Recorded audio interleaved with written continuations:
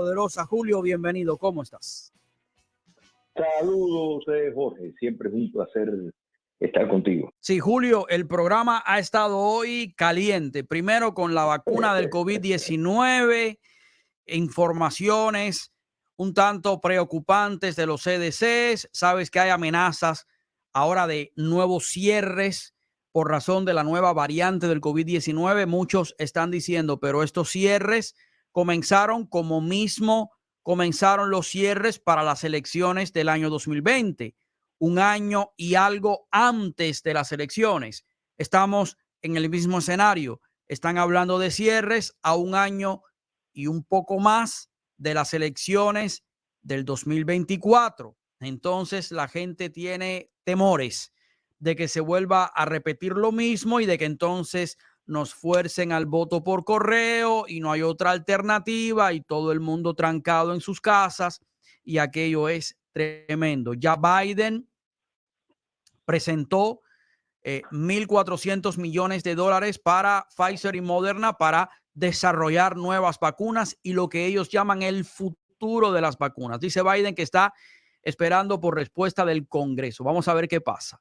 Hay una información aquí que dice que la Administración Nacional de Archivos y Registros reconoció poseer potencialmente hasta 5.400 correos electrónicos, no son ni uno ni dos, 5.400 conectados a las cuentas seudónimas del entonces vicepresidente Joe Biden, cuentas que utilizó para enviar información del gobierno y discutir negocios con su hijo Hunter y con los amigos de Hunter, los asociados.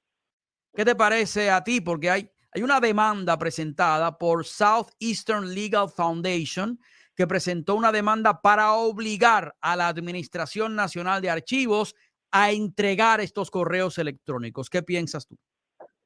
Fíjate, Jorge, primero solamente para dar un contexto adicional a lo que estabas mencionando del COVID, porque la CDC acaba de publicar que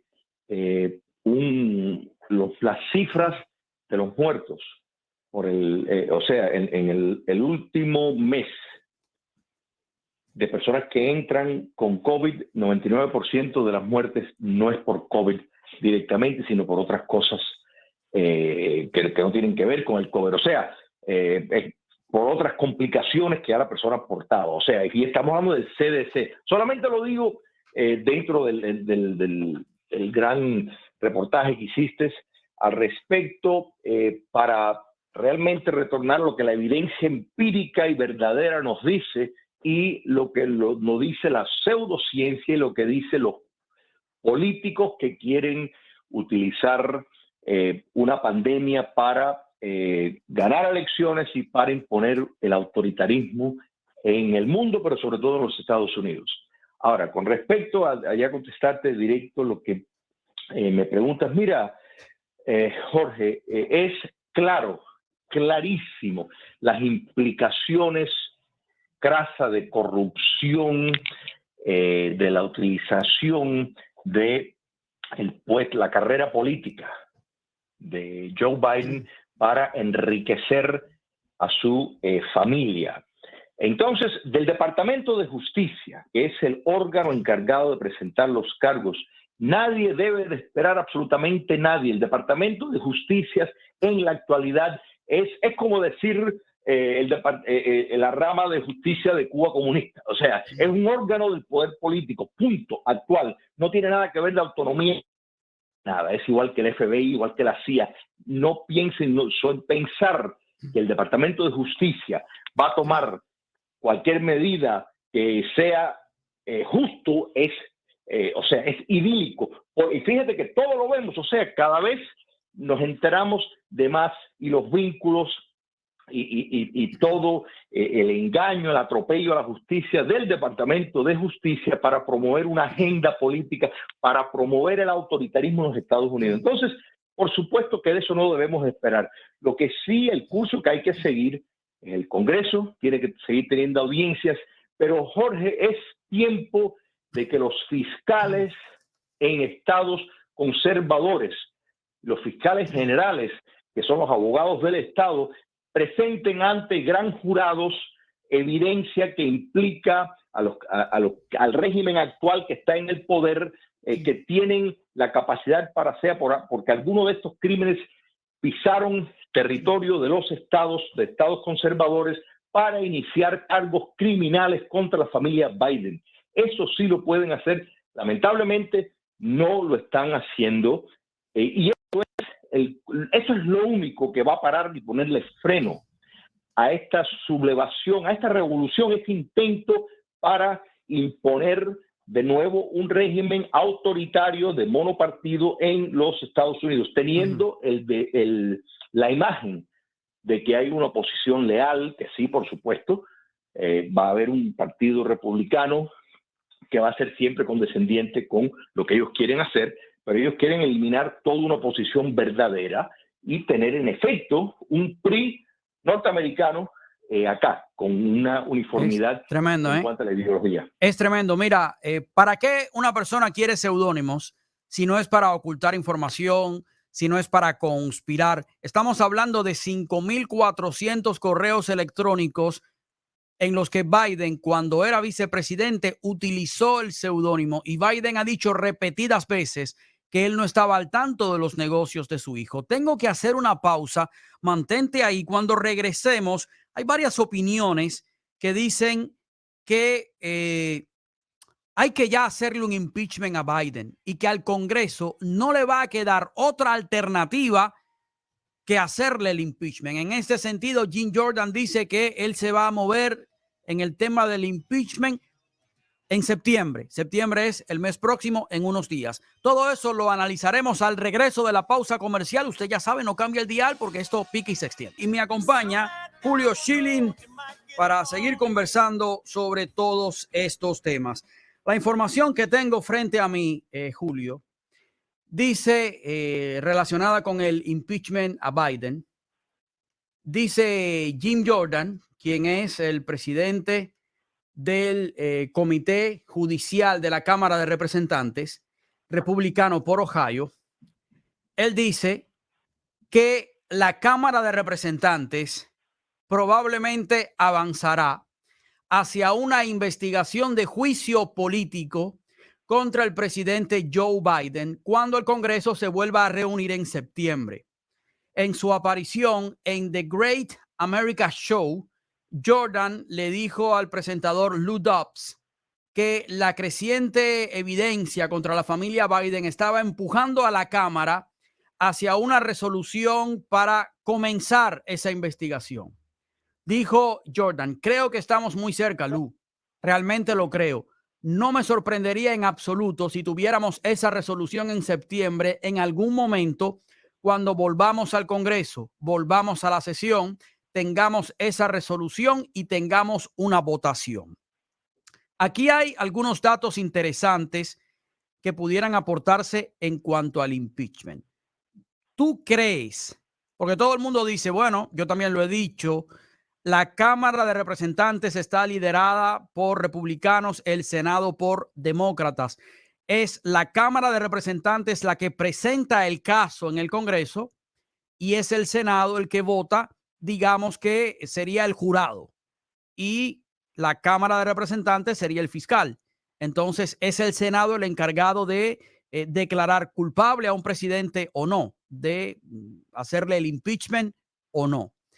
¿Tú crees, mirando los acontecimientos a la altura de todo lo que está pasando, que los demócratas están locos por salir de Joe Biden y que algunos de ellos se transarían con el impeachment con tal de salir de Biden y tener a otro candidato en las elecciones, que no sería Kamala Harris, por supuesto, porque sería otro bulto más, o sea, es perder las elecciones? ¿Tú crees que este sería un escenario posible? Jorge, mira, estamos en una guerra. Estamos en una guerra en defensa de la República Americana, y hay muchas maneras de ganar una guerra. Es cierto que el Senado tiene en ese momento la potestad, y los números indican que no están ahí. Pero eso no es el punto. lo importante es, porque aquí se está llevando al banquillo de los acusados no solo a Joe Biden, es el régimen Biden-Obama, es el FBI, es el Departamento de Justicia, es todo una maquinaria que ha encubierto crímenes crasos, crímenes que en una república bananera pondrían a 20 personas presos, y sin embargo aquí no ha ido nadie, ni siquiera han perdido la licencia de abogado. Entonces, personas implicadas en esa corrupción. Entonces, es necesario llevar adelante esta guerra de salvación porque precisamente por estas búsquedas de información están saliendo más informantes. Estos informantes no es que decidieron, no es que tuvieron una epifanía y decidieron antes de ayer hablar. No, es que ahora se sienten protegidos por el sistema, porque hay un sistema que los está haciendo a la luz del día, está poniendo en manifiesto todos los crímenes que ellos saben que compañeros de ellos de trabajo cometieron. Entonces, esto es fundamental que esto siga. La guerra se gana irrelevante de que si llega al Senado o no. La guerra se gana informando al pueblo americano de la clase de mafia que está en el poder. Eso es lo fundamental en todo este proceso. Y repito, Jorge, Joe Biden tipifica un régimen y eso es lo que se está llevando a cabo. Entonces, ¿quién van a poner?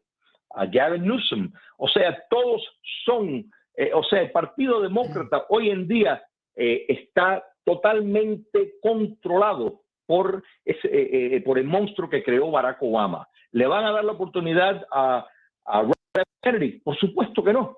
Por supuesto que no. Y cuidado que no tenga un destino similar a la de sus familiares, porque ellos no le van a dar el espacio. En este momento ellos están en una guerra para imponer el autoritarismo acá. Esto hay que estar clarísimo. Entonces los republicanos tienen que entender que lo que ellos están haciendo, el éxito está en hacer público todo esto y la esperanza, uno, que algunos fiscales en estados conservadores, como dije, tengan lo que tienen que tener para imitar lo que están haciendo los demócratas. O sea, mira, Jorge, ¿tú crees que los demócratas creen que de verdad tienen evidencia para meter preso a Donald Trump? O sea, y que lo que se le quiere imputar no va a ser derrotado en apelaciones ya en unos tribunales o en la Corte Suprema.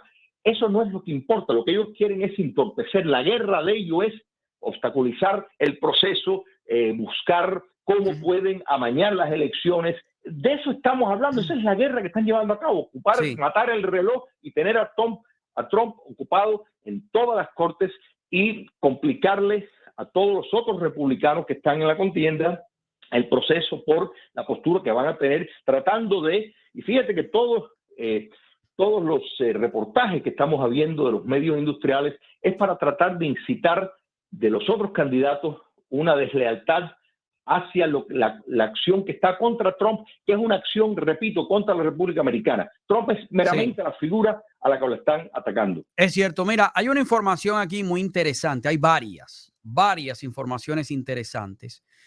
Resulta que Greg Jarrett, quien es un abogado y comentarista de Fox, él dice que la conversación de Trump con el secretario de Estado de Georgia, fíjate, es la prueba más exculpatoria en el caso de Trump. O sea que esa conversación que supuestamente los demócratas tienen como evidencia para decir que Trump quería amañar las elecciones e inventar votos, al revés, si se analiza esa conversación, exculpa a Trump, o sea, lo declara inocente, le quita culpas. Según el analista, irregularidades con las boletas, boletas que no han sido contadas, máquinas con problemas, leyes electorales violadas, boletas inválidas, peticiones no atendidas, que Trump estaba pidiendo todo esto que existía. Estaba solicitando un reconteo de votos y una revisión, todo lo cual el secretario de Estado, Brad Raffensperger, tenía que atender. Al revés, el presidente está en ese caso cumpliendo con su deber y el secretario de Estado también tenía que cumplir con su deber en ese sentido y haber atendido a todos estos llamados. Muy interesante esto que está planteando Greg Jarrett, que es un abogado. ¿Qué te parece a ti? Fíjate, Jorge, yo precisamente escribí hace unos días un artículo titulado Criminalizando la Constitución, que lo pueden leer en patriademartí.com y en inglés en The Cuban American Voice, precisamente sobre este tema.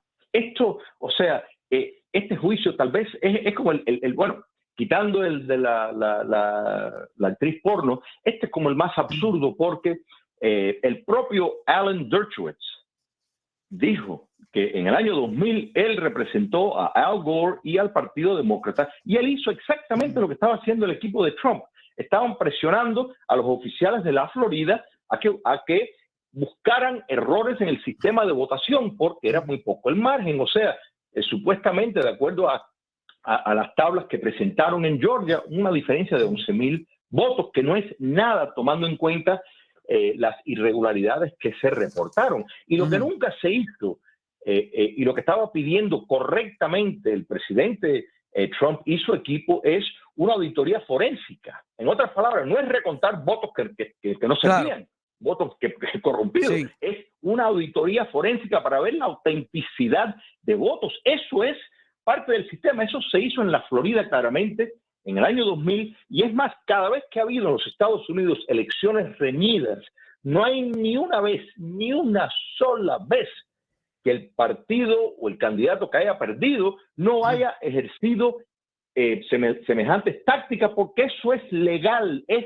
moral y es necesario. De eso se basa en un sistema competitivo y se trata de preservar la integridad del voto. Entonces, todo esto, el propio Alan Dershowitz, y me encanta lo que dijo, el tipo dice, ¿por qué a mí no me llevaron preso? ¿Por qué a mí no me acusaron? ¿Por qué a mí no me han quitado la licencia de abogado? Entonces vemos claramente que esta jueza, cuyo padre era miembro del partido de las Panteras Negras, un grupo terrorista marxista en los Estados Unidos, pues ella aprendió bien. Tú dices la fiscal de Georgia, tú dices la fiscal de Georgia.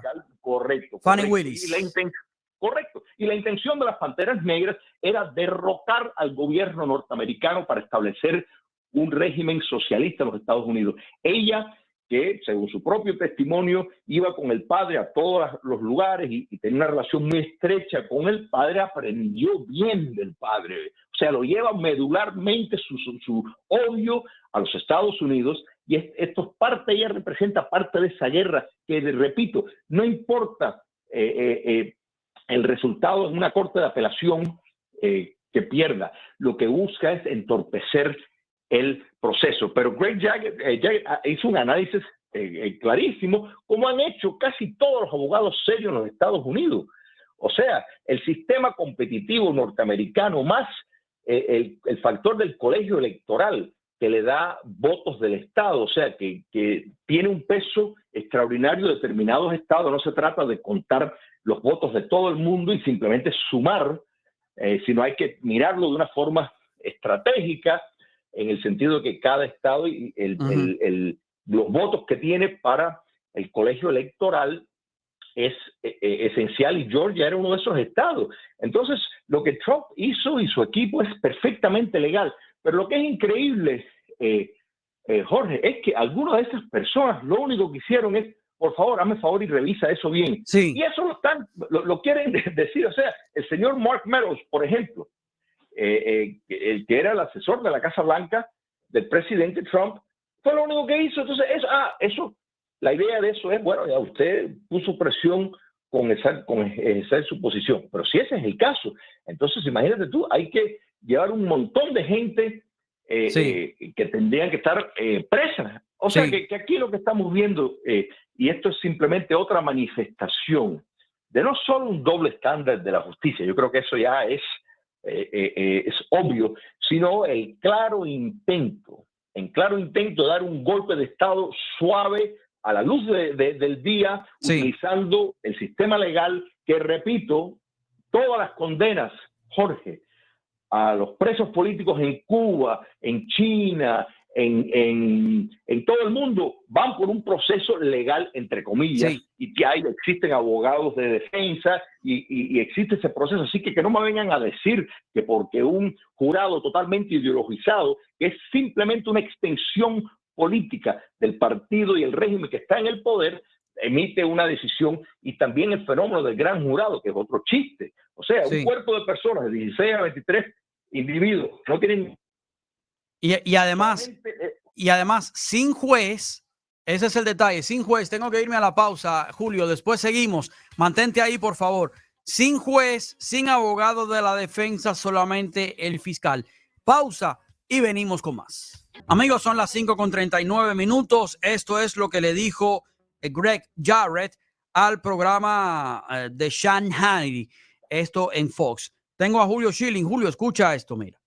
The most exculpatory for the president is his conversation with the Secretary of State in Georgia, in which he is complaining about ballot irregularities, faulty machines, valid votes that aren't being counted, invalid votes that are being counted, election laws that are being violated, petitions that are being ignored, and in the end, he is demanding a recount and a review, which, by the way, Brad Raffensperger has a duty to do.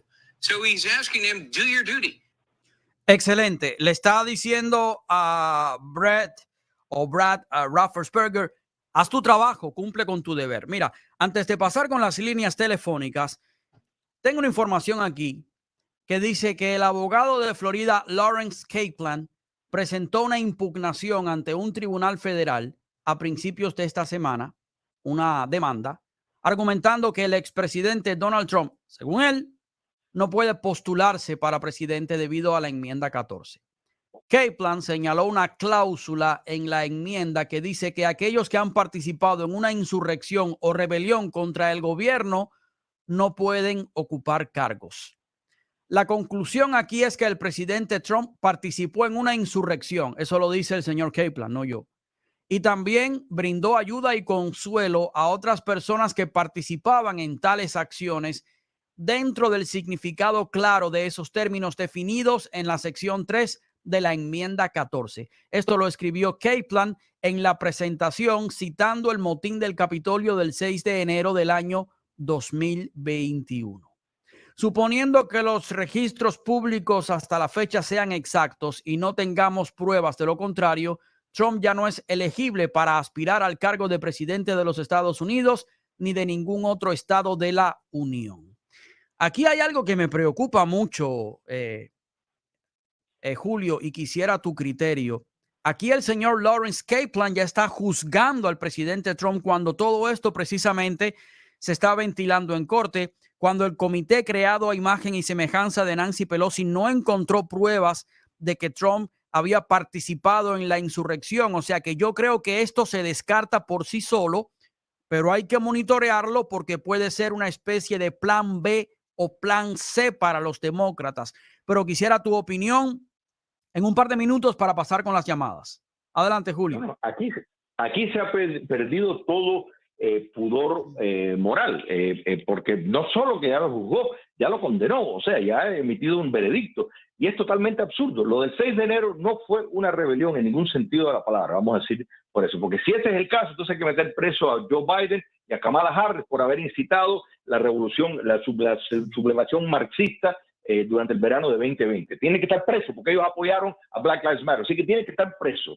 Es más, Kamala Harris directamente pidió fondos para esos subversivos. Sí. Entonces, ya de entrada, eso sí fue, nada más que, ¿cuál es el propósito? La misión de ellos, cambiar el sistema norteamericano, tanto de ellos como el de Antifa. Así que ya de entrada, si por expresar una opinión política lo van a meter preso, pues ya quiere decir hay que descabezar. Casi todos los demócratas van a estar entonces en la cárcel. Vamos a empezar por ahí. Segundo, y no se pueden postular. Segundo, el presidente Trump emitió un mensaje de no violencia. En ningún momento dijo, vayan y ataquen. Así que todo esto es parte del teatro y la narrativa que la vienen maquinando, en lo que cada vez nos damos cuenta, según la evidencia, que lo del 6 de enero fue una operación premeditada. Eso sí fue un plan B, para evitar que el Congreso no ejerciera su facultad legal y constitucional de devolver los electores de algunos estados porque habían dualidad y pedir que resolvieran ese problema los estados, o si no le iba a tocar a la Cámara de Representantes elegir el presidente. Entonces, este fue el plan B de los demócratas. Cada vez nos damos cuenta, el testimonio del ex jefe de la policía del Capitolio lo deja claro en ese maravilloso libro, y el testimonio que ha dado, que la izquierda lo quiere censurar, pero los 71 minutos que el Pentágono no permitió que fueran ninguna rama de las Fuerzas Armadas, la negación y el rechazo a la solicitud de Donald Trump de que fueran 10,000 guardias de la Guardia Nacional a proteger el Capitolio a priori del 6 de enero, nos deja ver claramente que este plan B se estaba maquillando por si acaso eso. Y de hecho, Ted Cruz, entre otros, había presentado mociones para, en los estados que había dual electores, que se retornaran a los estados, y posteriormente, si no había una reconciliación de esa diferencia, la Cámara tenía que decidir. Y por eso fue que cogieron temor, y todo apunta a eso. Ya esto no es una teoría de conspiración, cada vez estamos viendo que fue una conspiración bien organizada por el régimen actual. Tremendo, ¿eh? Muchísimas gracias, Julio, como siempre, por acompañarnos en este segmento. Gracias. Un abrazo. Claro que sí.